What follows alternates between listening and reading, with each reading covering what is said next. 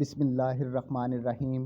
हज़रत अब्दुल्ला बिन अब्बास रज़ी अल्लाह तआला अन्हु फरमाते हैं कि एक रात मैंने अपनी खाला मैमूना बिनते हारिस रज़ी अल्लाह तआला अन्हा ज़ौजा नबी करीम सल्लल्लाहु अलैहि वसल्लम के पास गुजारी और नबी अकरम सल्लल्लाहु अलैहि वसल्लम उस दिन में इन्हीं के घर थे।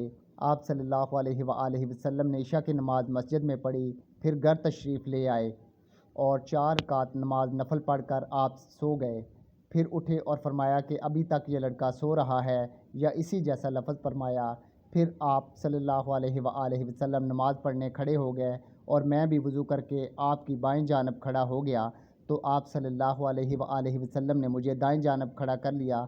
तब आपने 5 रकात पढ़ी, फिर 2 रकात पढ़ी, फिर आप सल्लल्लाहु अलैहि वसल्लम सो गए, यहाँ तक कि मैंने आपके खराटे की आवाज़ सुनी। फिर आप खड़े होकर नमाज के लिए बाहर तशरीफ़ ले आए।